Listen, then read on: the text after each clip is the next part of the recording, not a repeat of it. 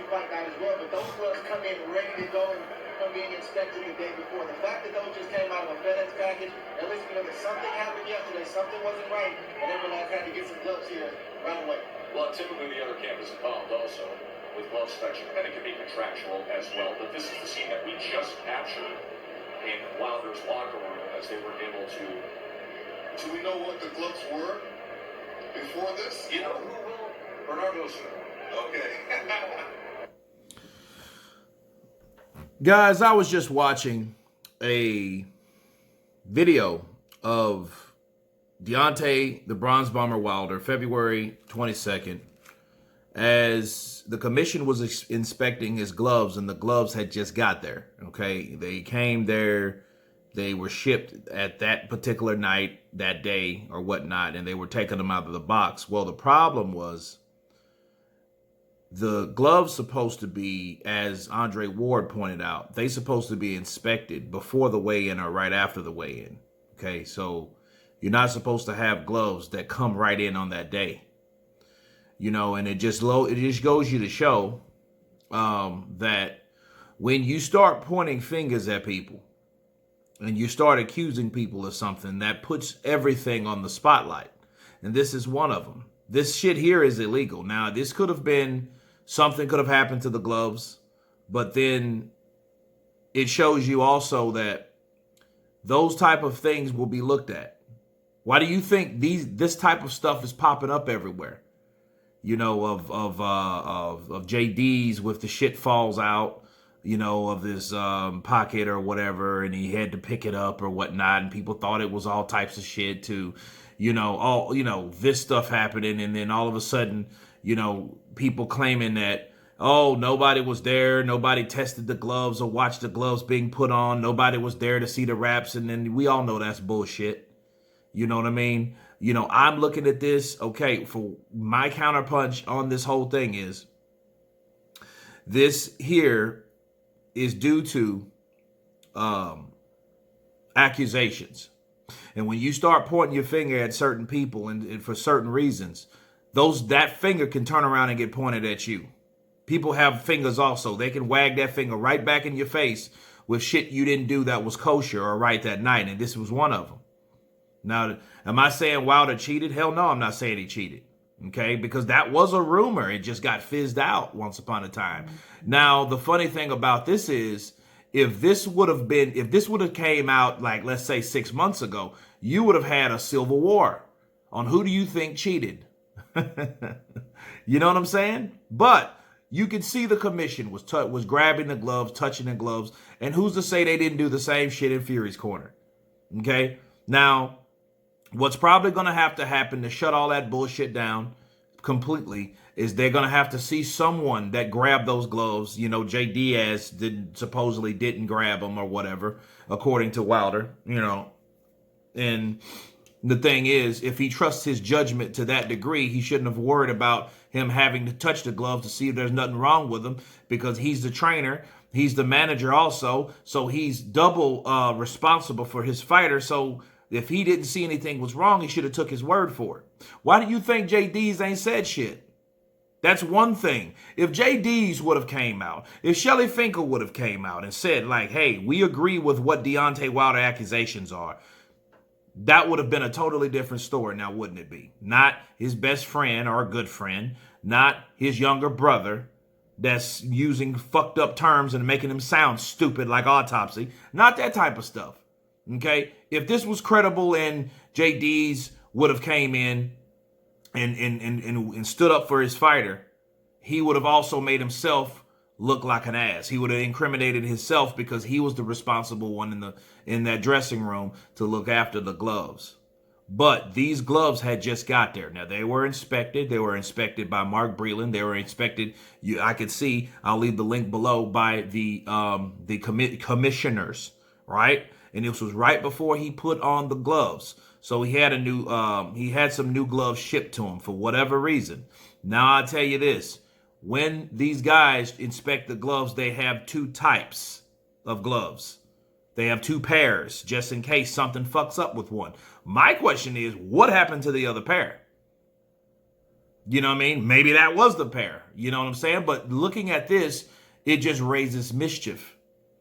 You see, you now can have people on Team Fury's corner can say, well, hey, well, what up with that?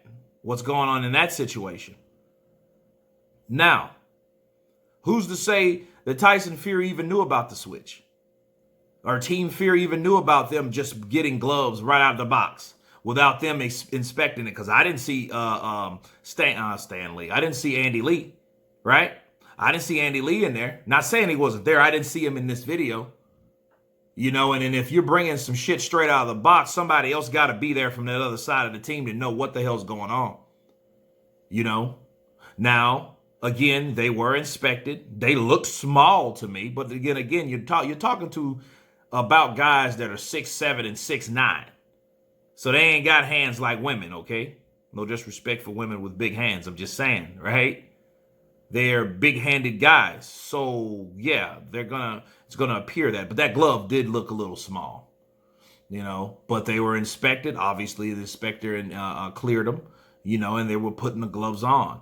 That, you know, a lot of people could say, because we got to look at it in all angles. A lot of people could say, well, you know what? At least you could see in the video that they did take it out the box. They didn't really have anything to hide. That's absolutely true, too. So, you know, you got to add all the evidence and look at what we have, right, to make a conclusion. But I will say this. If Team Fury didn't know about this shit, we have a problem. Okay? We have a problem, but then here's the deal. I don't think the problem is a felony. Why? Because obviously something was wrong with Wilder. He couldn't punch that night because he caught Tyson Fury a couple good times, and he couldn't phase this man. Now, according to Vinny Pazienza, it's because of HGH, you know what I'm saying? But nobody tested positive for anything, or Wilder was spiked. Again, no one tested positive for anything. So, you know what I mean? It's just like a whole lot of bullshit that leads to nowhere, right? And it's so funny. I was looking at a video today. Shout out to Bruce Vane. He said that Deontay Wilder seems like he did this to his fans, like he took them to a candy store or a grocery store or a corner store and then left them. That's exactly what it is, because, you know, Wilder, of course, you don't hear a lot about him no more, you know. But here's the thing. They're in a mediation process right now, right? So these type of things should be brought up in court if they weren't brought up then. Okay, so I feel looking at this type of stuff, it only makes it, you have to, look, if you are accusing someone of something, make sure your shit's squeaky clean. Not saying, again, I'm not saying Deontay Wilder did anything, because, again, I don't think anybody did anything. I don't think none of these fighters did anything. One fighter was better than the other fighter that night. Nothing more, nothing less. You know, and it's just sad how they took it. They took the loss, but they, you know, I mean, that just shows your character, how you deal with shit. You know, you're going to be a man about it. You're going to be like a bitch about it. I mean, it just shows you where you are at emotionally. You know, that's an internal strength that some people don't possess. I get it, but that's my counterpunch. I think that nothing happened that night. You know, but I will say this to end this video. If this shit would have happened in Team Fury's dressing room where they had to fly in some fucking gloves, that would have been brought up too.